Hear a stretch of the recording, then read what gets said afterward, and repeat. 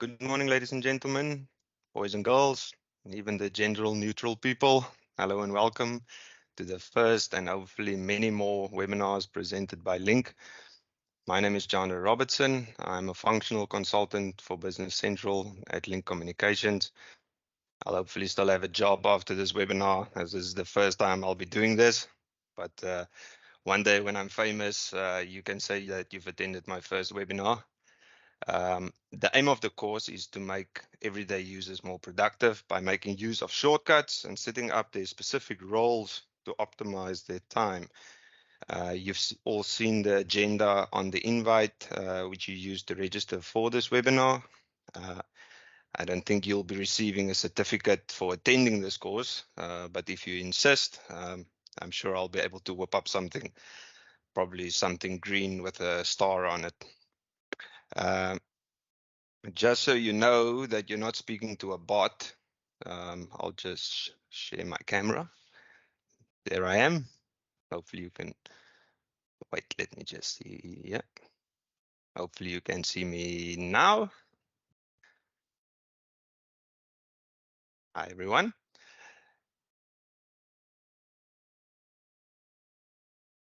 And yeah, I think we should get cracking.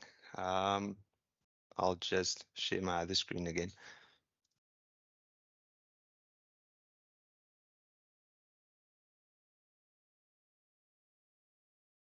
Okay. So as we go along, feel free to post some questions in the Q&A tab in the ribbon. I've got the real bot called Doug lined up to moderate these questions, and we'll handle them after the session. Yeah, let's get cracking then. Okay, so some of the users that have joined today probably have been using Business Central for a while. Some of them are new, some of them are in various roles.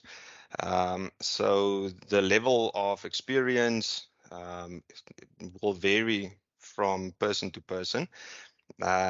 This specific webinar is focused on users that do a lot of production processing every day, sales orders, credit notes, and so forth. So this will be to give you a few tips and tricks on how you can improve your setup on Business Central to be more effective. All right. The first things that we usually discuss are things called bookmarks. So if you scroll to any page that you make use of frequently, you have the option of bookmarking that specific page. Say, for example, you make use of sales orders in your role. When you search in the global search, you'll bring up the list of pages, and you'll have this little option here called the bookmark. If you click on that, you'll see it will pin it here in the ribbon on your landing page.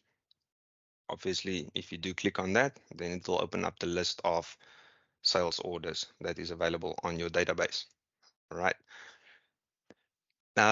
Also, if you are in the sales orders, you have the option here of disabling it.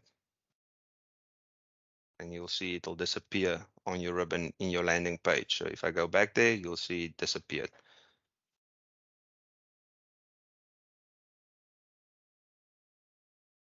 Sales orders.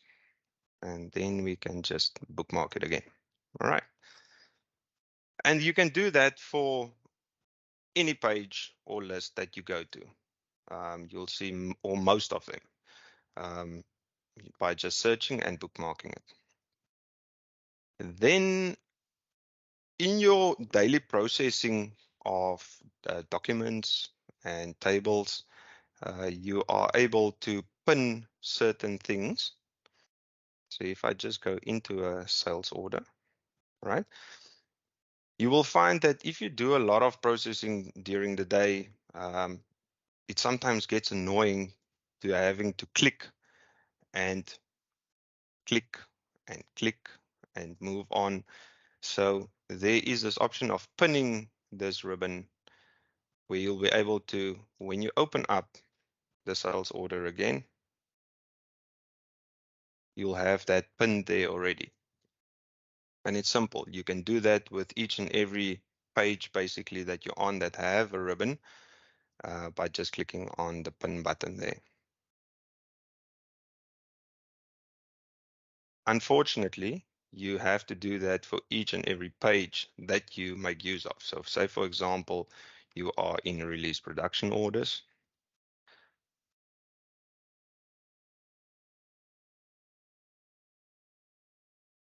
Then you can pin this as well. And if you open up the release production orders, you can pin that as well. Same goes for all of the other type of documents that you use. If you make use of purchase quotes, you open up that document, you are able to pin that. Once you've done it, it will always be open for all of the other documents of this format that you want to make use of. And the same goes for the lines, where you can pin that and so forth. Right. It's something simple, but you can imagine if you process 100 or 200 invoices a day, having to click on each or purchase order, someone that's in the creditors department, having to click on the ribbon every day for 200 invoices or 300 invoices that you process will save you that 150 or 200 clicks. You can obviously also rearrange these to ensure the one that you use the most is first, and that one will always pop up first. Okay. Then the one thing that most of you will be familiar with, but probably don't optimize it as much as it should be, is by personalizing certain fields and columns. Just waiting for this to load. There we go. So you're all aware of how to personalize your screen by either adding a field or being able to move certain stuff around, adding columns, removing certain columns, and so forth. So if you are for example, in a purchase order, and you open up a purchase order,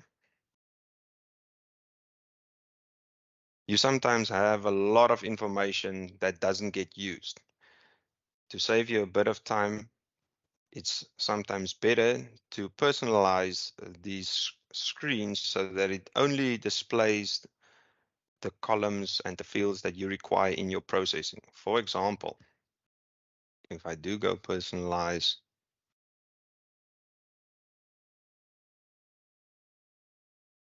say for example, in this specific scenario, I don't make use of item reference numbers. I'd rather remove this column by clicking there. And maybe I do make use of the VAT product posting group, and I'll just add that there. Okay. It's also sometimes good to maybe structure this a bit better by making your columns smaller so that everything fits on one page or on one screen. You can obviously also hide this fact box here. So for example, if I don't make use of the certificate number, rather remove the column so that you don't need to work through all of them each and every time. So once I start processing, I'll just remove certain of these unnecessary columns, because what I want to do is I just want to have the GL, I want the number, I want the description, maybe the location, and all of these I don't actually need.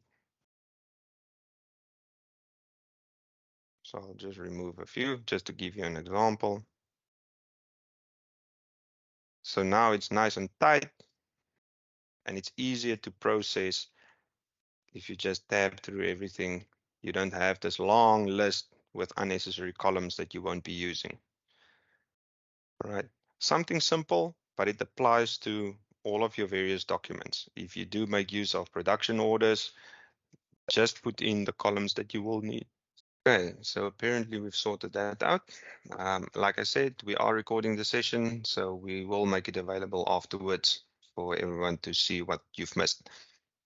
All right, so getting back to making use of the landing page. So we've all see this every time we log on to BC, and some of us make use of it, some of us don't. But this is a very effective way of navigating between BC and personalizing it, so that you don't every time have to search certain things that you want to see. You can actually set it up here for yourself to ensure that you can navigate seamlessly to certain things. So for example, I mentioned earlier, you can pin the sales orders there, but you'll see on these tiles here, you have quick access to certain things that's already predefined here. So if I do click on the sales orders, it'll open up the list of all the sales orders that's open. The same goes for each and every one of these that is available here. You also have the option of personalizing and adding certain things that is hidden. So for example, you have this email service that is currently blacked out. You can just click on there and show it, and there will be certain email related activities that have tiles here which you can navigate to. You can also hide certain ones that you don't make use of. So for example, if you don't want to make use of these user tasks, you can just hide it. It won't disappear. It'll just not show in your screen after you've done the personalization. Underneath that, you'll have these various reports that you have access to. For example, someone that is in the creditors or the debtors department and maybe want to see certain stuff, you can personalize the screen to give you some information. You probably have to do some setup here, but it gives you a good overview of, for example, how many debtors are outstanding, uh, what invoices are late, which I need to follow up on, and so forth. And these are fully customizable according to your role. You can also add certain, let me just change my role here quickly. Say, for example, I'm a sales order processor.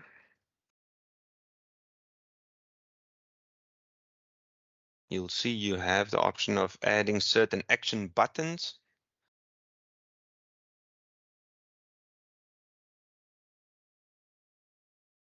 So on your landing page, you'll have more or less the same setup, but you have this action setting here, which will take you to creating various documents in BC. So instead of going into your sales order list and clicking on new or whatever, you have the option of creating a sales order straight out of here. It's one click, but if you do 200 invoices on a day, then that one click will save you a bit of time. All right, that's just to give you an example. Okay, I hope everyone is happy so far. So the next thing that I want to discuss is certain views and setting up certain views that will enable you to see the data a bit better. The first of those will be my chart of accounts. Some of you won't be making use of your chart of accounts, but this is applicable to all lists and tables where you can set up these certain views. So on your chart of accounts, you'll see on the right-hand side, you have on the left-hand side, you have what we call the filter. And this is enabled by clicking on the filter button in the ribbon right here. All right. On that filter, you can filter anything in this chart of accounts to what you specifically want to see. If you just want to see, for example, the balance in a certain date range, you can put in the filter. Oh, yeah, by date filter, and you can say, I just want to see all the data between the 1st of the 1st and today. Okay, and it'll give you the movement that was done in this net change column, and it'll give you the balance, the running total in the balance column. If you want to save this view, say for example, this is your financial year. So for example, we don't want to have it just all today. We want to have it for the whole year. So you have a date filter in here for the whole year. You can save this filter by clicking on the save as and giving this a name. So this we will call fiscal year 2023. And you'll see that view is then saved there. And this will always bring in this filter that you've put in here, and will display the data only for what is in that filter. Obviously, if you go back to all, it'll show you everything. And you can set up numerous views here. You can have whatever you want to see. If you only want to see certain subcategories according to maybe the balance sheet, you can have the income. Let's put in another filter here. So we want to see income balance. We just want to see the income statement accounts, and we want to save this view as income statement. Cool. There we go. And this will just display all of your income statement balances if you are on that view. All right. And that you can do for, like I mentioned, all of the tables and pages in Business Central that has this functionality with the filter. So the other one obviously will be your customers and vendors. Same story here. So for example, you just want to see a view where you just want to see the balance due. So let's just reset the filters here. So we just want to see where the balance is more than 0. And it'll just display that list there. So we'll call this, for example, balance due or balance outstanding. It's not necessarily due. And you can just save that as is. Likewise, you can say, I want to see a list balance where it is less than 0. And it'll display all the negative debtors at this stage, which you might save as negative debtors, and so forth. And you can have various filters in here. It doesn't necessarily just have to be balance. You can say balance in this date range, and so forth. So for example, if I want to take that out, I can just save that view again. All right. So yeah, and the same goes for creditors. I don't really need to take you through that, but it works in the same principle.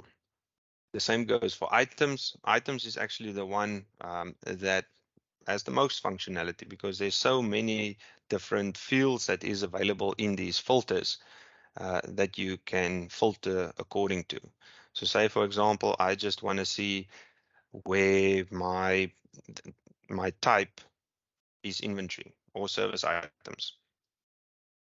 So it'll give me a list of service items. I can save that and call this service items.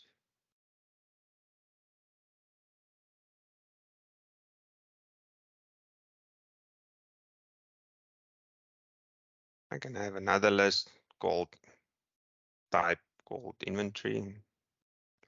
Inventory. And we can call this one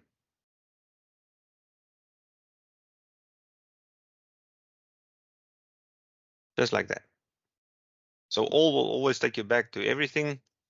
Yeah, and then you can filter according to any other filter that is available in this view.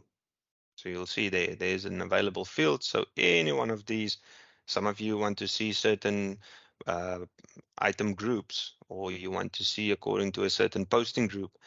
There is numerous in here which you can use and save, so that every time when you go in there, you want to pull that list, you don't need to put in the filters manually. You'll just click on the view there. Okay. There is certain predefined views that's already set up here. So you'll see right in the top here, you'll see there is certain available views that is predefined already. So for example, blocked items, if you click on that, it will actually bring up a new list showing all of the blocked items. You can't edit something in, or you can't navigate from this into that. So this is just a view that's available. You can obviously export this to Excel to manipulate the data in there. All right. That's views in short. Yeah, as we go along, please feel free to put your questions in the Q&A and we'll address some of them afterwards if I didn't touch on anything. Okay, next thing that I want to touch on is enabling and disabling notifications. Some of you who have been doing a lot of processing might find it annoying when Business Central, after you've posted a certain document, it always asks you, do you want to open the document? Well, good news, you can disable that notification that pops up. So under your My Settings, you'll find there's notifications there, and it says change when I receive notifications. On that list, you'll find a predefined list of things where you will always find a certain pop-up notification. All right. The one that I specifically refer to is this confirm after posting documents. So if that is enabled, then if I do post an invoice, so for example, not that.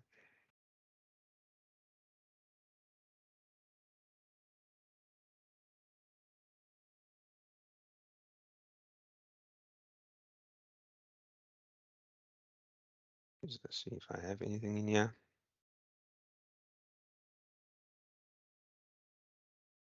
Probably don't have stock. Not a good example. Let's see here.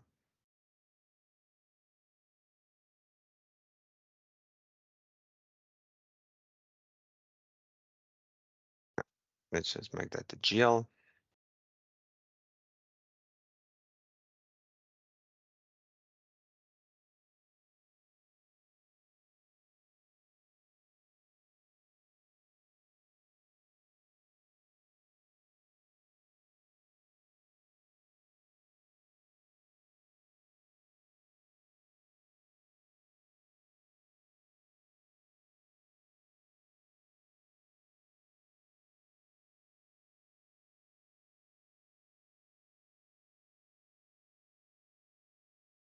See, when you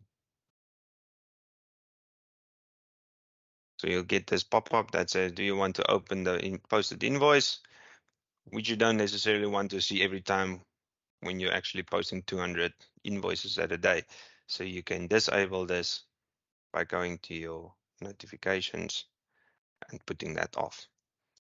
I won't be going through every one of them, but you are welcome to look through them and see where you do receive certain notifications, where you don't necessarily find it handy. Also in here, you can put on and off the teaching tips. The teaching tips are those pop-ups that if you open up a new screen that you haven't been to, it'll give you a bit of information around that. Sometimes, if you've worked on the system a while, you don't want to see that anymore. You can just come and disable it right here. All right. Okay, then we have when I was in this, the chart of accounts, you might have seen me put in a certain posting date there. Just take this back.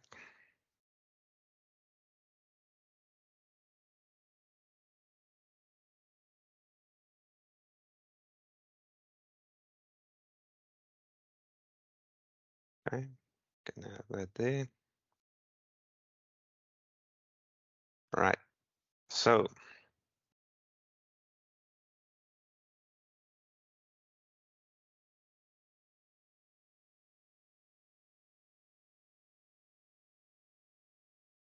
the chart of accounts is always an easy one to explain when we get to the dates. So there is various date formats, or not formats, symbols that you can use to put in a certain date range.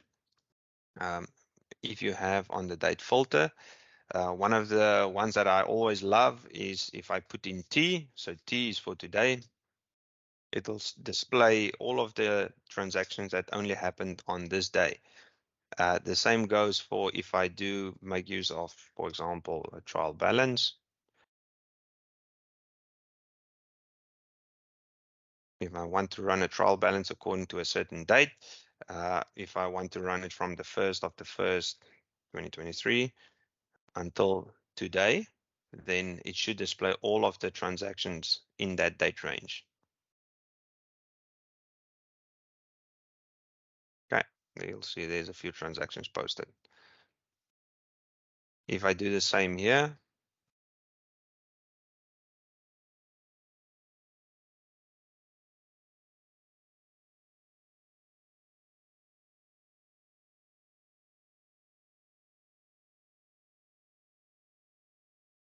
there's probably no transactions posted in this date range. Okay, but yeah, that will basically give you the transactions that was posted in that date range. I've got this little, which I'll share with you.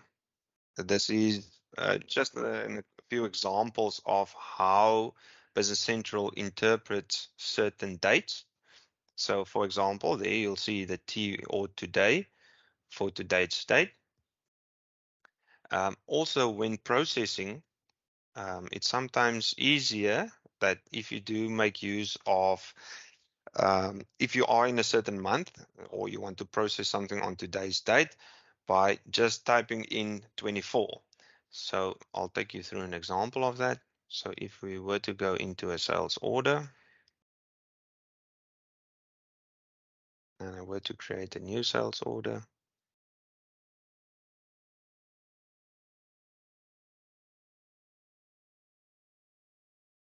once we get to the posting date, you can either type T for today, all right? If you do type just a day in this month, so for example, if I type in the 19, I don't have to type in 1902 because it will automatically put in the month that you are currently in. So we're in the second month. So if I just type 19, it will change that. Ooh, it won't.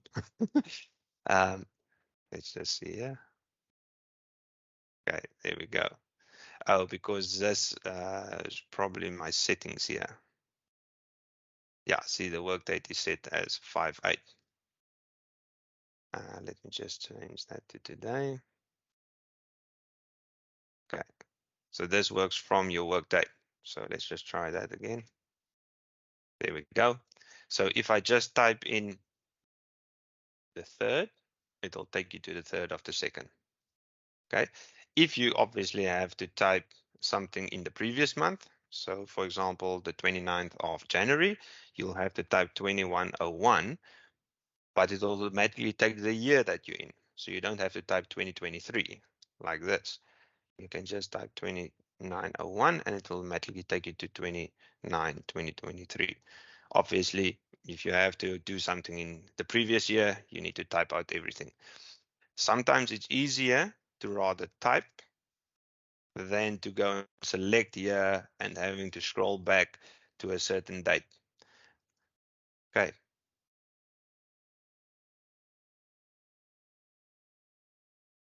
That is during the processing. And the same applies for all of the different documents that you work on. Just to come back to this setup here. So this is what I've actually explained here. This is set up in US format. They work the other way around. They have the year first and then the month and then the day. Sometimes they even have the day or the month first, then the day and then the year. But the South African way of doing things is day, month, year. So yeah, that is based on also your region settings that you have. So under the My Settings, we have found that these settings of your available languages should be English South Africa, just as a FYI, and your sorry, your region should actually be UK.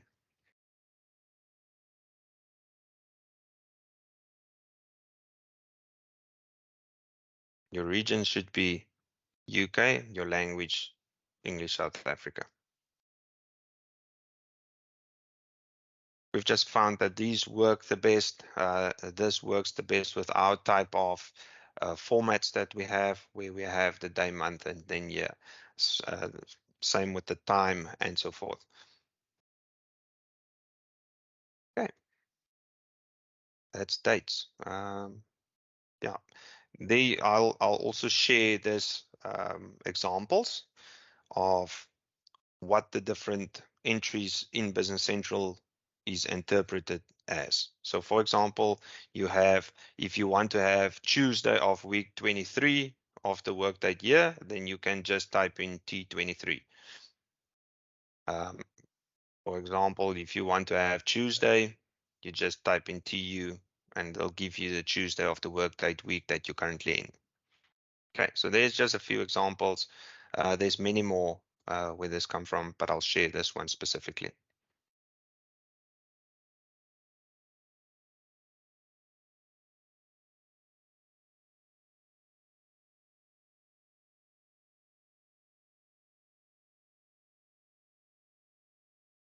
Okay, so this is just an extension of what I just mentioned. So you can put in various filters to give you certain date ranges. So for example, if I were to type in that chart of account on the date range, I'll type P1 to P4, it will give you all of the transactions in the first to fourth accounting periods. You can have the either or function, which is the little pipe. It's the little button right above your enter on your keyboard usually, which means I want to have this range or that range.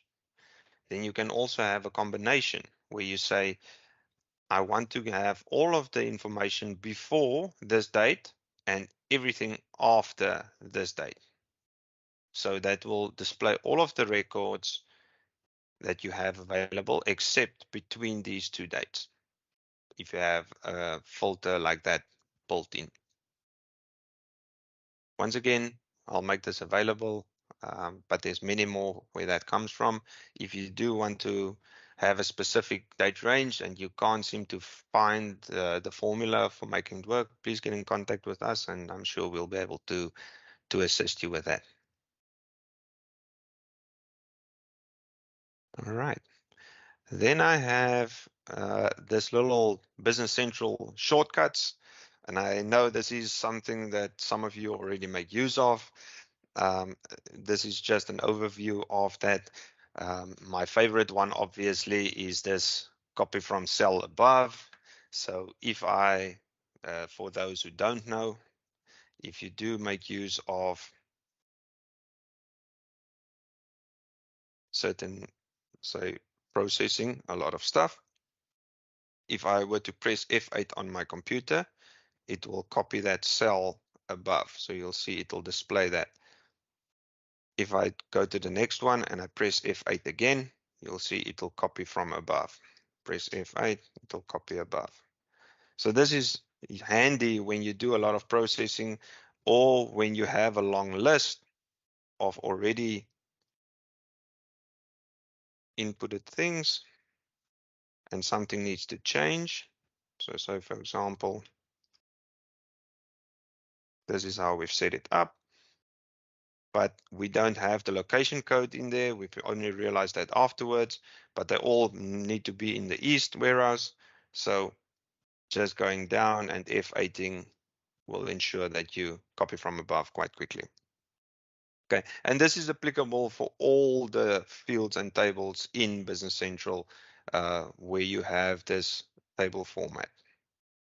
All right. Okay, that's that for shortcuts. Next on the list, we have correcting or canceling mistakes.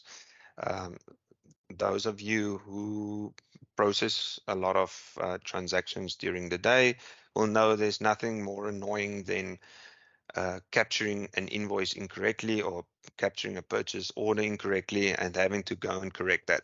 So Business Central has the function where you can make use of the correcting function. So under your posted, I'll take a posted invoice as an example. So posted purchase invoice.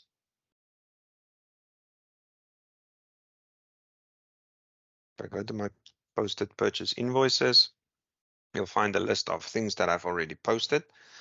So say, for example, on that last one, I made a mistake now. All right. So this should have been, the quantity should have been 5 instead of 4. So recently, Business Central introduced this correct function. So you've got 3 options here. You have the correct function, you have the cancel function, and you have the create corrective memo function. The correct function will post a credit memo exactly like it is here, and it will create a new purchase order with all of the relevant information that you have in here, which you will then be able to correct. Okay, so just to take, oh, so it hasn't been paid. So let's just take another example.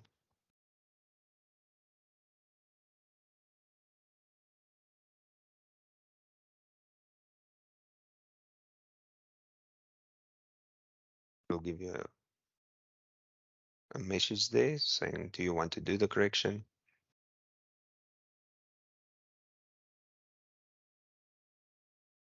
And you'll see it happened in the background. So this will bring up exactly the same purchase order that you had in the beginning, where you had the incorrect, say, for example, amount in here. There should have been 120 Rand. And if I do post this now, there's an approval set up, but this will then just take it back and it will post that. Okay. I'll just take you to the vendor ledger entries under this, just to go and show you.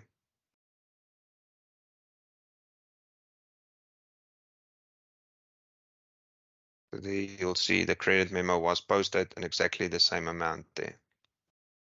And it will already apply it against that specific invoice which it relates to. Okay. The second function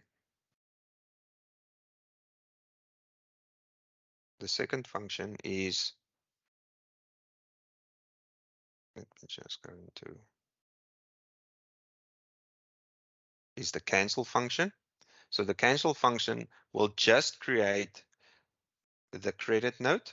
It won't create another purchase order for you. So if you've made a mistake here and it should have been a different vendor that you've posted it against, then you'll make use of the cancel function. Same thing. I'll just take you through that. So it'll actually say, do you want to open the credit memo?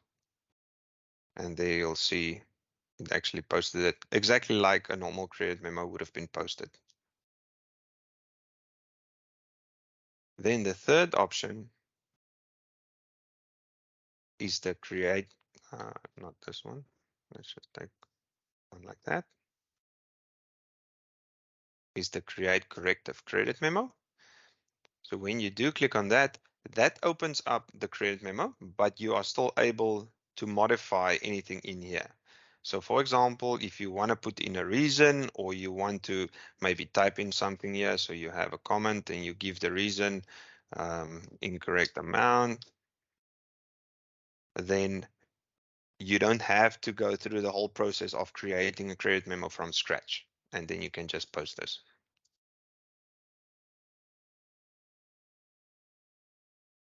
Okay. Then you also have the copy document function. Some of you will already be using that. So if I do want to make a copy of a previously posted invoice, I'll go to my posted documents just to open up posted purchase invoices. If I want to make a copy of, for example, this one, what I'll do is I'll copy that number. I just need to know what the number is.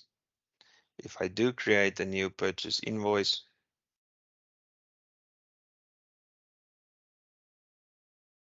and I say new,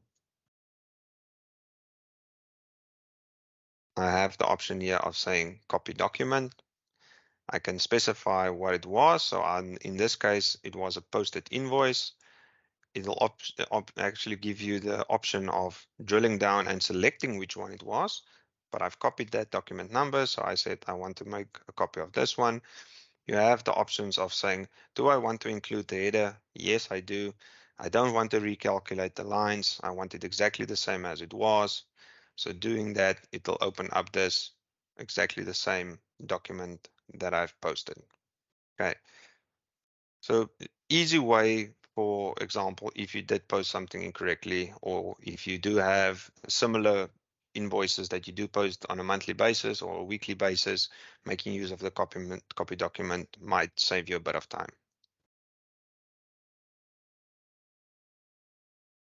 Okay. Then the last thing that I want to discuss is making use of templates.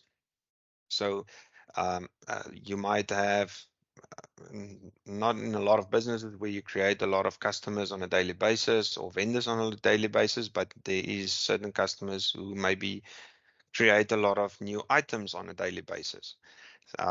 Then you want to start making use of certain templates instead of having to type in certain information that is required on a document or on a master card, rather applying a certain template on that instead of having to fill in all of the information.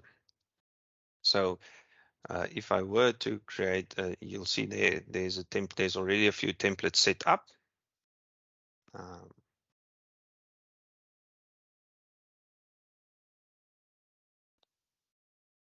Okay.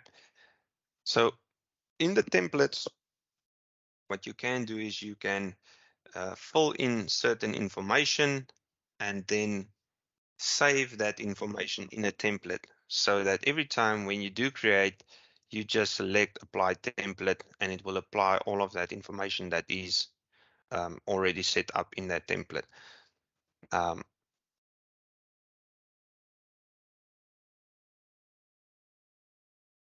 Sorry, these things I just moved around.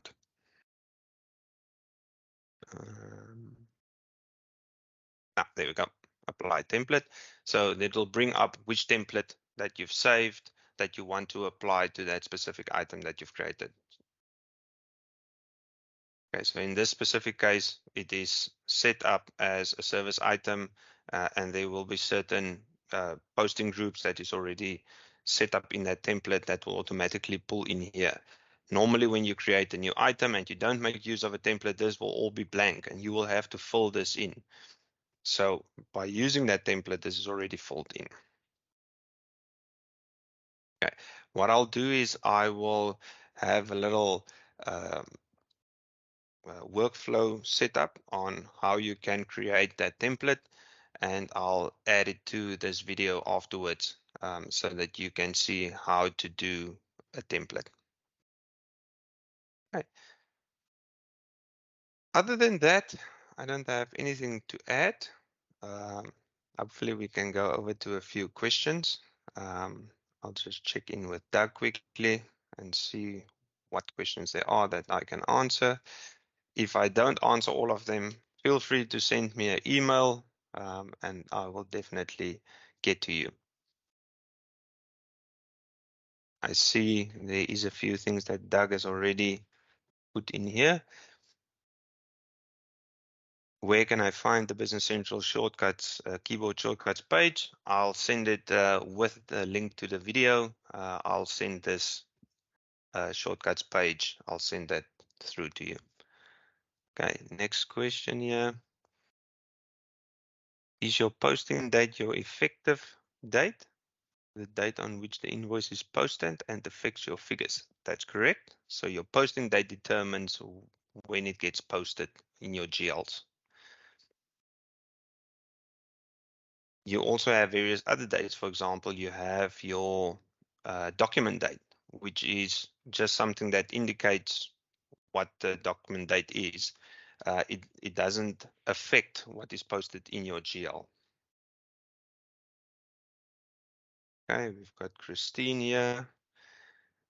So if you specify a date range from today, then you only use ... 2 dots, not a full ellipse. That is correct. So just to show you in your chart of accounts, it's the easiest to show it there.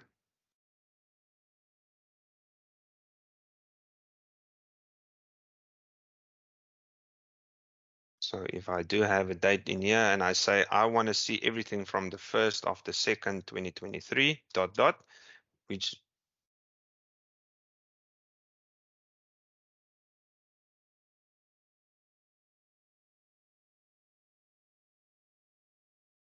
probably not available in this view.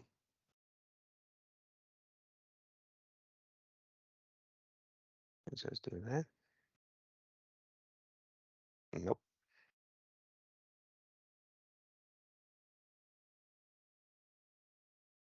There might be something incorrect here. I'll just check on that and I'll get back to you. Okay. Should work like that. Michelle, if you disable the teaching tips or change my settings or notifications, will that be for all the companies you have access to or only the one that you are making changes to? It's actually a simple thing to check. I do switch, put the teaching tips off here, and I switch to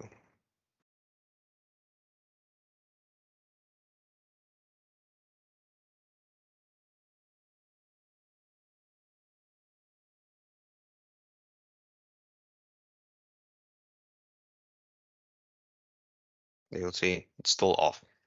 So yeah, this is your settings. So for everything that you can see, this is what you can see. Okay.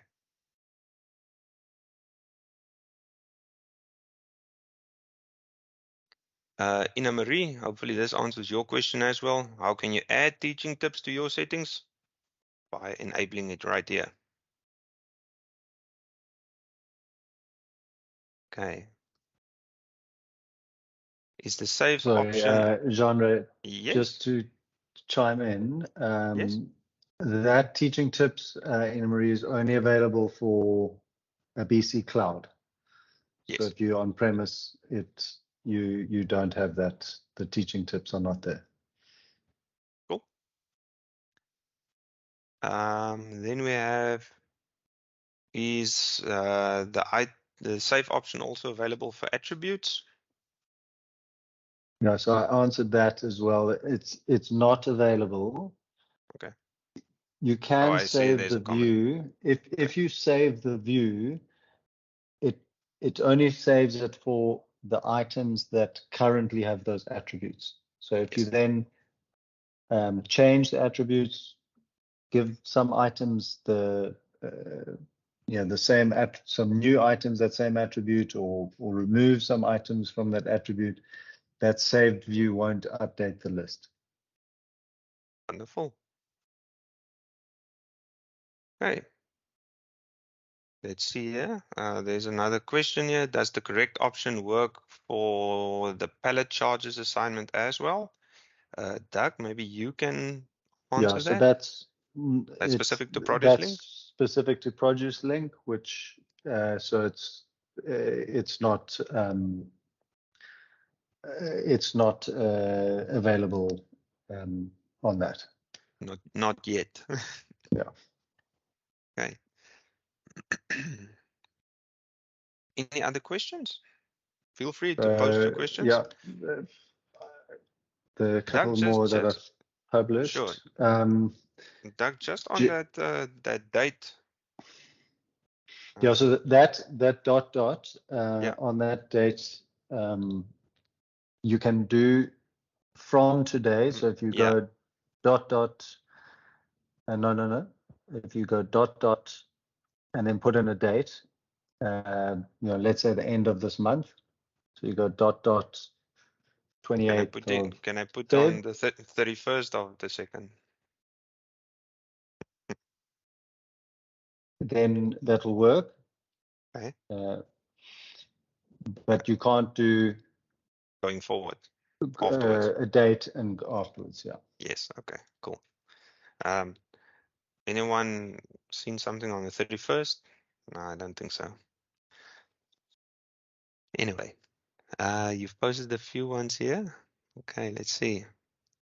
Are you going to have a session on reporting? We will be sending out the feedback form afterwards. One of the questions on there will be make suggestions on topics that you would like to have covered. So please feel free to suggest certain things that you do make use of. If we don't make use of, or if we don't get to that session, feel free to send us a email and we can get to that. But yeah, that is definitely something that will be in the pipeline. JC, is the bookmarks available on all versions of Nav? I cannot see it. Sure. I'm post Nav. So Doug, I know there Yeah. was So it's obviously there not. was It is not available, JC, on your version of BC. okay. JC, it's time to get to the cloud. Yes. All right, let's see what else is there. How do you turn off notifications? Web service access key will be disabled. Sure. So that that notification will pop up as long as there is some external system using a web access key to pull information from BC. So once that's changed to OAuth, that message will disappear. Mandy, I'll get hold of you to help investigate what could be causing that on your side. Okay. So I see Cecilia says, I want to import tax invoices from email and include it on a payment invoice and process the invoice. How do you do that? So Cecilia, that is a whole session on its own. So Yeah, so if you, that's definitely something we'll look at. So yes, that's a great productivity. So that's using the Outlook yes, add-in, yes, which allows you to create purchase invoices directly from within Outlook and have the attachments attached to the purchase invoice you created. So that is available, and that would be, if there's more interest in it, let us know in the feedback form. We can set up a session for it. right.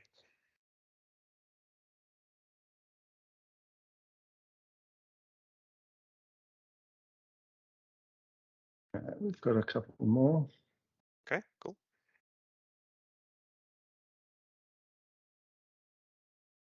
Okay, so we got here. Please show how you can change the VAT option when you are busy posting a vendor invoice. The VAT option, is that So your that would be posting group? the VAT product Posting, posting group. posting group. Yeah. Okay. So, ooh, not here. Let's just go to a sales order or a sales invoice.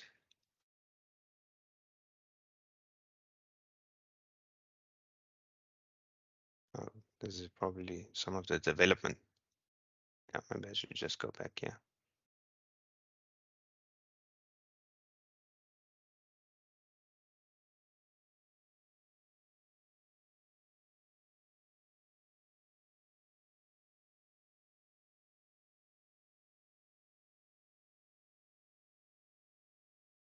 Okay. So if you don't have this VAT product posting group already in there, then you can personalize it. But this is the column that you're looking for. So in there, you'll have a few options if it is set up in your business to choose various VAT percentages. So if I were to change this to say, for example, reduced VAT, I need to reopen it.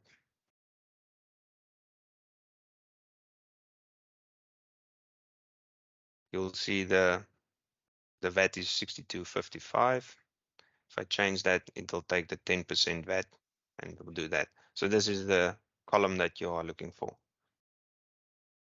Okay. We've got Jacques here. If you save a view with a date filter, say for current period, is there a way that it automatically change to the next month?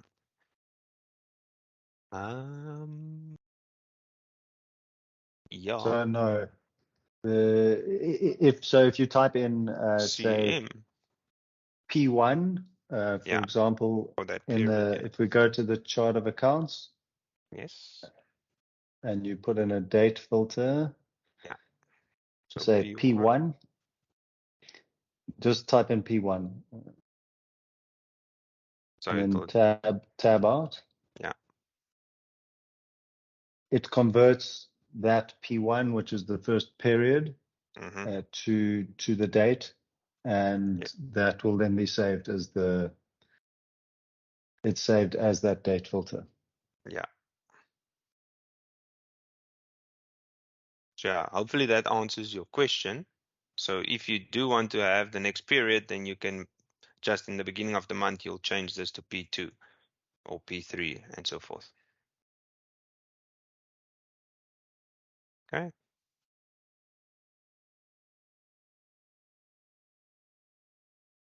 Christine, you reopened the sales order. Was a posted sales order. Does it then reactivate for changes?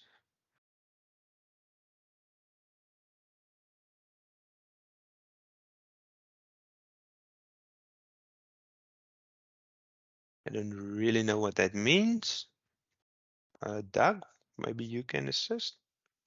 Well, you can't make a change on a posted No. document other than changing the due date. Yeah. But when a sales order is released, in a released state, you can't change. You can't change Oh, quantities, but you yeah. can reopen it. Yeah. That's maybe what Reopen you meant. an unposted Yes. order, which would then allow you to make changes on it, but Yeah. not when it's posted. That's probably what you meant by reopening here. So yeah, if I wanted to make any changes here because the status was released, I had to reopen it. If you do have certain workflows that this needs to go through an approval, just note if you reopen it, it needs to go through that approval process again. So for example, if I were to change the amount or if I were to change the quantity or add a line, I would need to send it again for approval. Even if I don't make any changes, I would need to send it for approval again if you do make use of the workflows. Okay. Then we've got Sonia turning off notifications. Will this prevent us clicking on print invoice 3-4 times, jumping between screens before it actually prints? I don't know if this will just prevent that pop-up coming up. Um, I don't know what specifically you're referring to when you say that you have to jump between screens. But yeah, this will just bring up after everything is posted, that little pop-up that happens there that says, do you want to open the posted document? This will just take that away. It'll just print it and or post it and it'll just put it in the posted invoices um, list.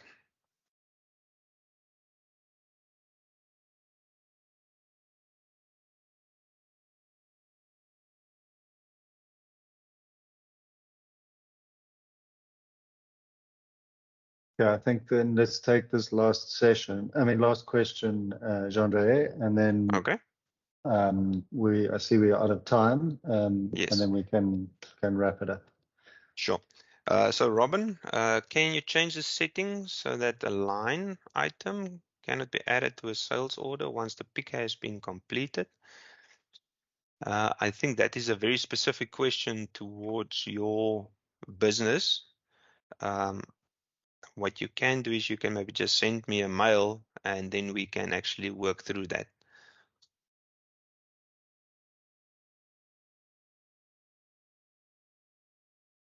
Okay. Doug, do you have anything to add? No, I think that's if you're done, Jean-Ray, Yes. then I think we can wrap it up. So like we said, we're going to Okay. share the recording. Yes. We will also share the PDF of some keyboard shortcuts that we showed you and other date filter settings to help you with that. Mm-hmm. We'll send out a feedback form if you could all please complete it and let us know what other topics you would like to be covered in future sessions. The idea that we're thinking is to run these just for an hour or so every fortnight, and each time to cover topics where people find they need help or are struggling or would like more information. So yeah, thanks everyone for attending. Hopefully you learned a new trick or two. And if you have any follow-up questions, please feel free to email Jean-Andre, and we'll get back to you and help answer those questions. Thanks, Doug. Thanks everyone for joining. Have a wonderful weekend, and we'll maybe catch you soon.